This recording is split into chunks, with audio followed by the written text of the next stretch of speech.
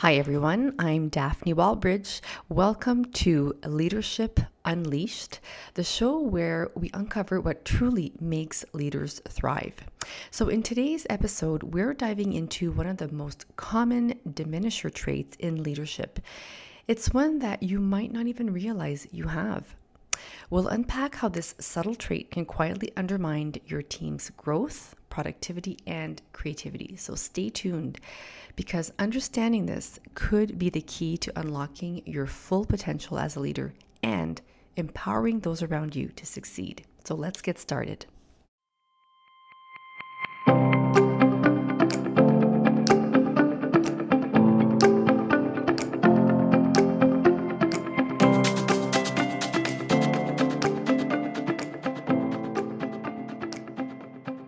Okay, so this trait, we're going to be talking about micromanagers today. And micromanagers, I'm sure, as leaders, or even if you don't hold a leadership position, an official leadership position, I think we've all been, we've all had the experience of working with micromanagers.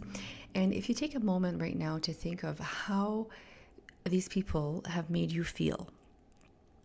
So, how do you feel working for a micromanager? And, you know, I've experienced this myself throughout my career.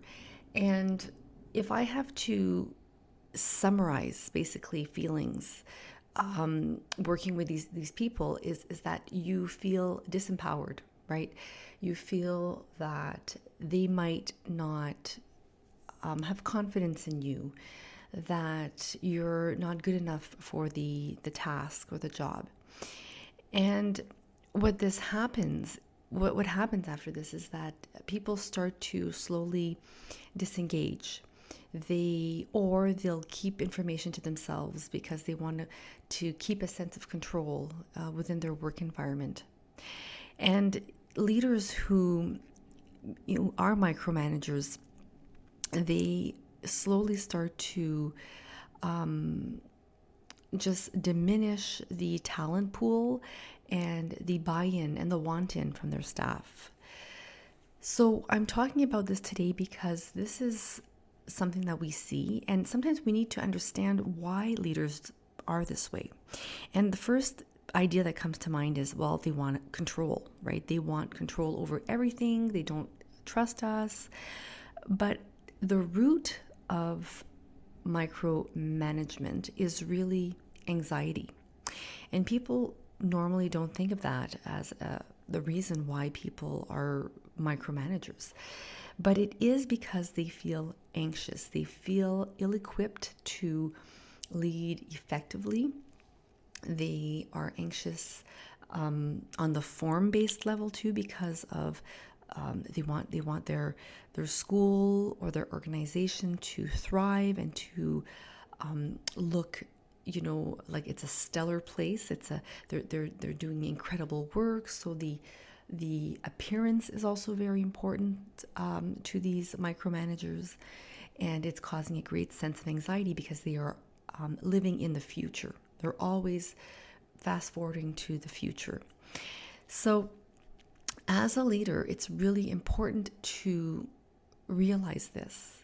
And if you are someone who has these micromanagement tendencies, you need to ask yourself, what is causing me the greatest anxiety?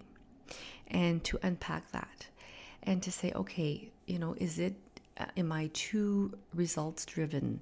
Am I too focused on appearances?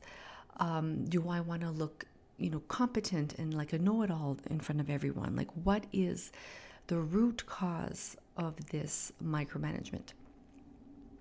So Liz Wiseman, in her book Multipliers, which is a fabulous book, talks about micromanagement and how it does create disengagement and how people just start to leave.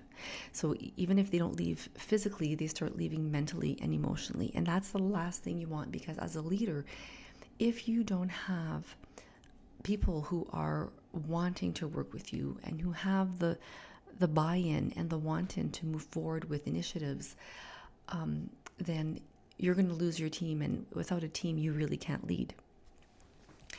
The other thing to keep in mind is that as a leader, the antidote to this micromanagement is to, give your team the freedom to explore and to make mistakes and to, let them find ways to solve creatively problems.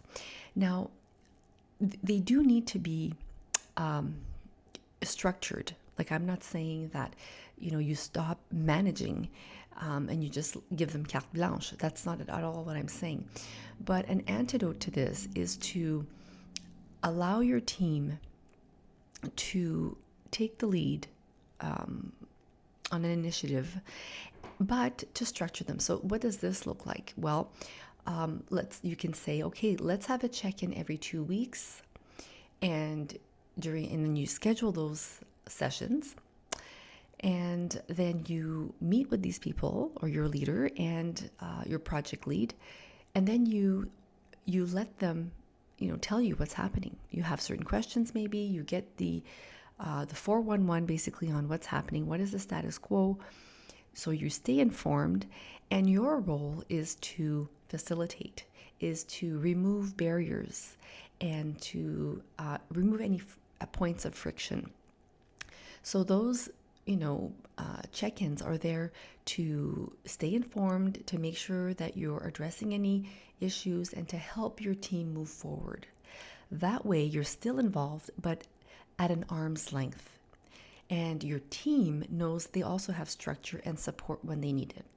So that is a better way of allowing your team to grow, to build skills, to thrive, and it's taking away elements and tasks from your plate so you can focus on the bigger picture as a leader.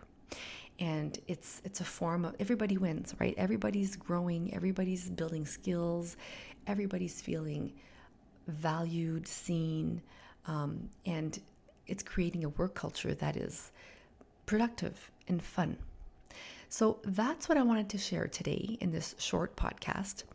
It's really about watching our tendencies for micromanagement and going down deep. Why are we feeling anxious? Why do we feel this pull and this urge to micromanage if this is the case? And how can I release? How can I instead structure my team so I can let them fly and come up with brilliant things? All right. So that's what I want to share with you in this first official podcast. Leave a comment. Let's stay connected, and I'll see you next time.